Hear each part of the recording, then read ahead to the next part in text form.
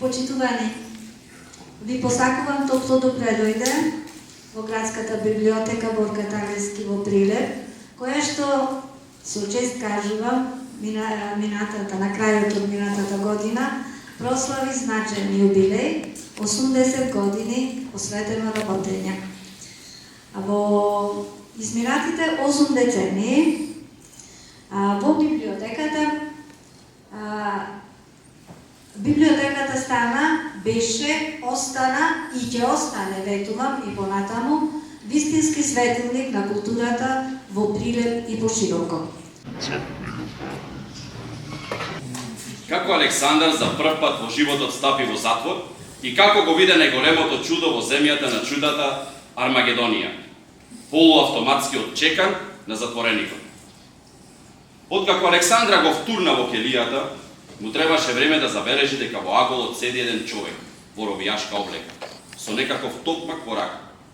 Одеднаш затвореникот стана и Александар забележа дека пред него има еден огромен камен. Затвореникот почна да го толчи каменот, поточно да го рони, зашто овој беше и од камен потврд. Александар неколку пати рече: "Добар ден." Овој не одговараше. "Глув ли сте?" викне Александар.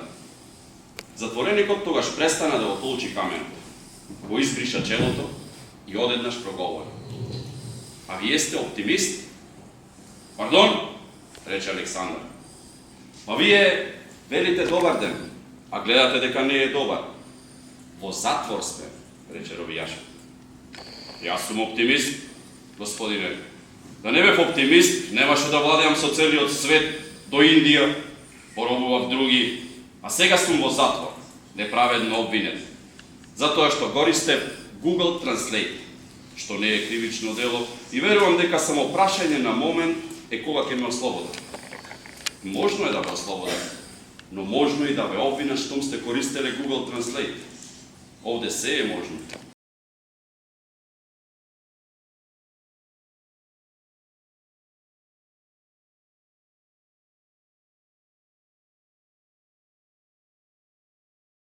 Темна чекајќи рецензија, или што размислуваше реалната читателка, тоест јас, за жанровите, световите и човечките емоции низ кои поминува и не поведува нас овој чекајќи роман додека Александар јава на запад. Во реалноста, сите вие, сите ние сме виделе како луѓе стануваат споменици. Овде не мислам на заслужните личности на кои по смртта им се подига споменик. Сите ќе го имаме некаков најмалку барем во форма на надгробен каст. Значи, мислам на оние улични уметници, живи споменици кои ги гледаме на карневалот Брочка или за време на МТФ Војдан Чернодрински или на некој таков сличен повод на вечер со уметност на отворено. Тие, обоени во бронзена или во бела боја, стојат на площадите и ни предизвикуваат волски совкочанетоста, со мојкта да се исконтролираат и покрај разните прилики, неприлики или провокации околу нив.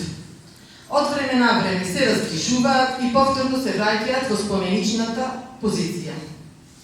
Овој роман што го промовираме, особено игровит, започнува со обратна ситуација. Споменици стануваат луѓе. Значи се случува еден возбудлив, фасцинантен, неверојатен, надприроден настан. Оживување на споменици.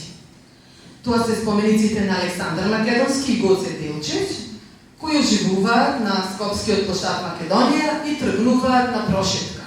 Прво низ Македонија, потоа на запад, за да го видат овој наш денешен современ свет од 21. век, за кој дотогаш само слушале од луѓето на площадот во Македонија. Значи, што имаме овде? Сега ќе пробам да ве доближам до жанрот фантастика, односно се прашувам има ли овде фантастика или нема, и ако ја има, каква е? За да има фантастика, треба да има упат на нешто што е надреално во нашето секојдневие. И тоа да го изненади, да го шокира, да го ужасни, или читателот, а и ликовите во книгата. Во нашиот случај, за конкретна книга, што се случува? Преминати се границите меѓу рационалното и рационалното. Во една сосема позната средина, што е секојдневна, площадот Македонија в Скопје. Одеднаш се случува да оживеа два споменика, поставени во проектот Скопје 2014 година. И тие слегуваат од своите постаменти заедно со своите којни. Славниот Букефал и којнот на Гоце, за кој критичарите знаат да речат дека личи на магаре, а нараторот овој текст нормализира дека Гоце како селски даскал секако дека ќе јава магаре. Исто како што денес ние просветариве не возиме джипови, туку велосипеди. Доказ сум јас себе, например. Подоцна на овие двајца споменици им се придружува и оживеаниот споменик на Кузман Капидан. За почеток, овие двајца, во човечки тела, со вообичаени човечки пропорции, иако Александар како војсководец е со извајано мускулесто тело, дефинирано из атлетското образование и бројните битки и походи, проодуваат низ Скопје и се среќаваат со современици. Но не побудуваат страх и ужас кај нив. Само мала изненаденост заради нивниот изглед.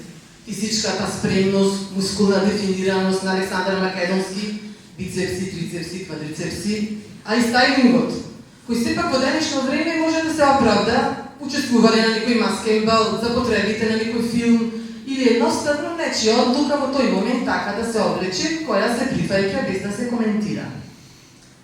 Значи, како луѓе, а не како живеани споменици или монструми, овие два лика ќе бидат доживеани и во нивните понатамошни походи во Србија, Хрватска, Словенија, до Хаг.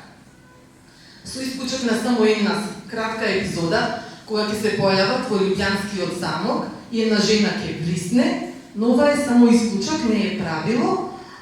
Значи, жената вреснува помислувајќи дека се духови, а сите останати средби се средби во кои тие се доживуваат како луѓе.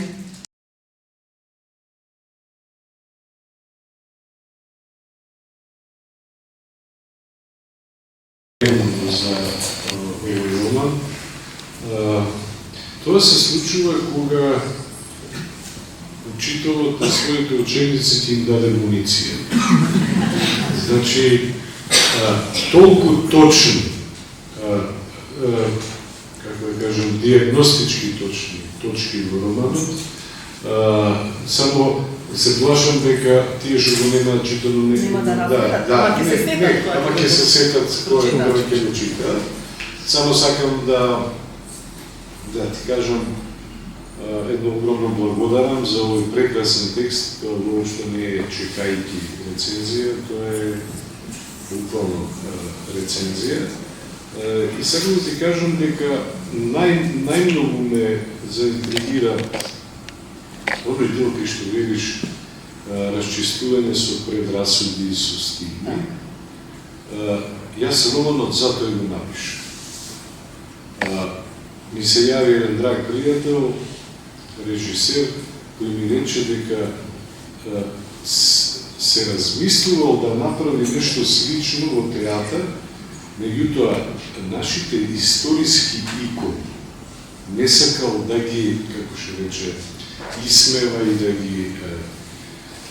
Јас воопшто не ги исмевав ни Гоце, ни Александар, току само сакав да покажам дека кога денес ми живееме со денешните наши идеали, тие би биле обични губитни.